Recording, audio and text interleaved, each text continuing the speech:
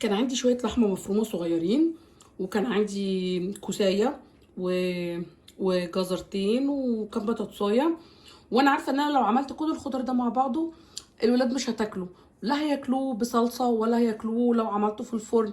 فقلت اغير وسلقتهم وضفت عليهم اللحمه والكزبره الخضراء والشكل ده. يعني انا اخترعت فيها، الفت فيها شويه. يعني انا اهم حاجه عندي ان الاولاد تاكل، فانا بجرب اختراعات وبجرب حاجات ممكن تكون مفيده ليهم وممكن يحبوها وممكن يرفضوها. وعملت جنبها البرغل التركي. الاكله دي ما فيهاش لا لحمه ولا فراخ ولا اي حاجه، ما فيهاش غير شويه لحمه مفرومه كانوا موجودين. يلا نشوف الطريقه. هنسلق الخضار.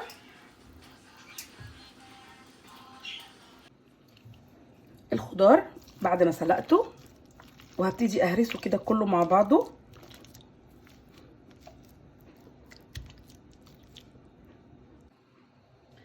هرسته، هبتدي اضيف له لحمه مفرومه متعصجه، كزبره خضراء،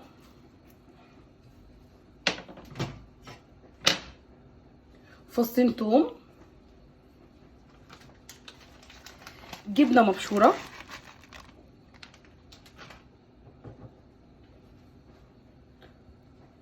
بيضتين. اللحمه المتعصجه كنت حاطه عليها ملح وفلفل اسود، فانا مش هحتاج اضيف تاني ملح وفلفل اسود. وهقلبهم في بعض كلهم.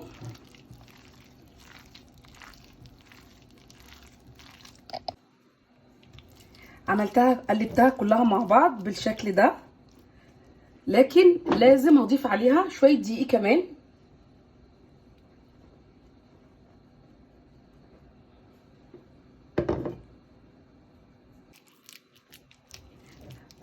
قلبتها كويس في الدقيق لحد ما تماسكت بالشكل ده.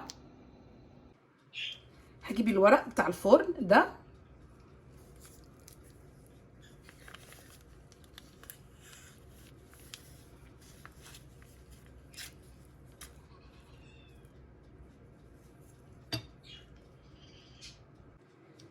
وهاخدها ادخلها الفرن.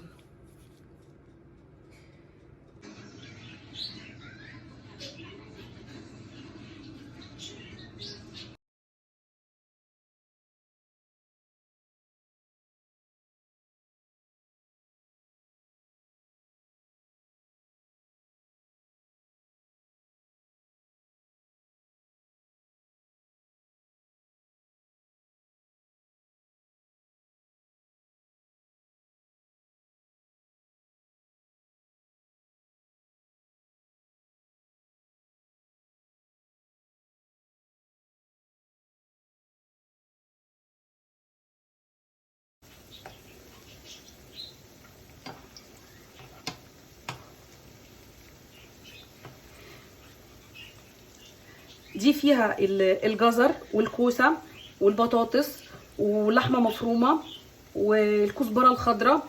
فيها كل حاجه مفيده للاولاد الصغيرين ولينا احنا كمان، مش للاولاد الصغيرين بس. هي الفكره اننا نقدم لهم الاكل بشكل مختلف. هضيف شويه زيت مع حته زبده. هنجهز للبرغل. البصله قطعتها،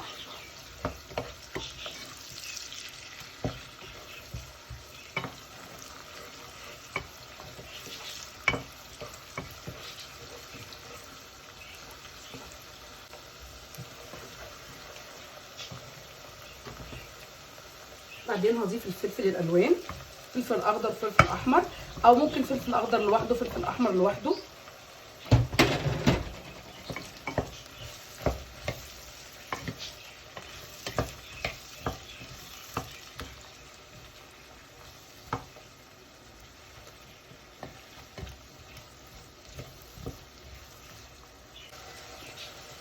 بعدين هضيف الثوم،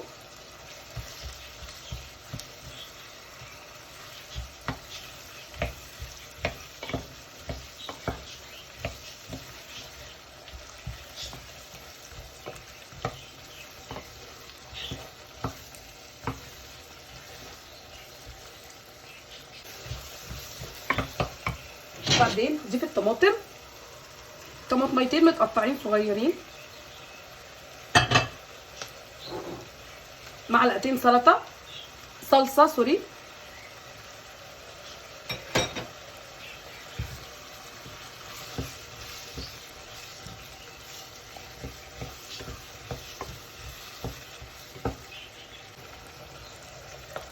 بعدين هضيف البرغل، دي كوبايه برغل غسلتها ونشفتها كويس من الميه.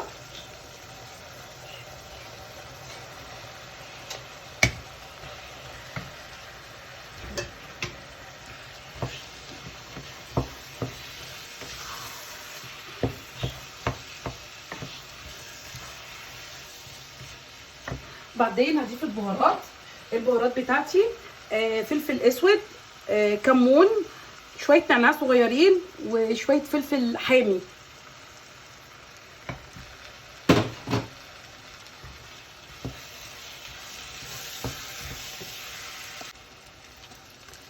وهضيف الميه، كل كوبايه برغل عليها كوبايتين ميه، والميه سخنه.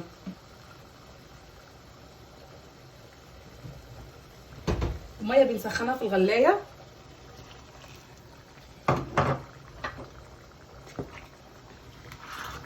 وهضيف الملح،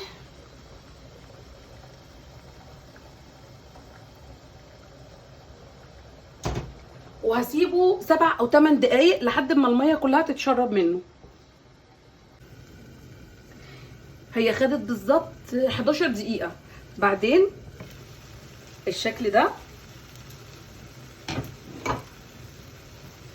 هحط المنديل كده، منديلين مع بعض علشان ياخد البخار بتاعها كله. هسيبها مدة 7 8 دقايق كمان.